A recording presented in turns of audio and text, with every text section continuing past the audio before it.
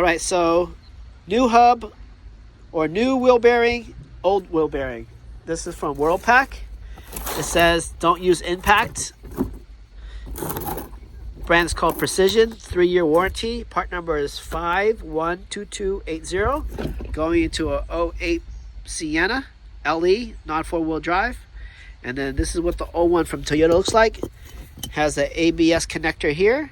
And then the original part number has something in here which I can't read anymore very easily. But the Oreilly one looks pretty identical. It has a 5 lug bolt, and I don't know the offset between these, but there's your 512280 and Precision.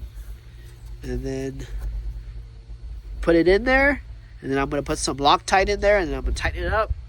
And then I'm going to maybe get something to clean this area here, and then we're going to move forward.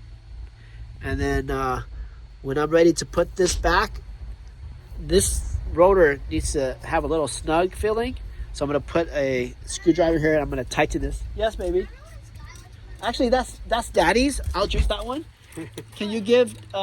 So, Daddy David uses the one that is a mug that's made of porcelain. You know what porcelain means? Yeah, I'll go with you. It's like a regular mug. Yeah, Daddy David's going to go with you.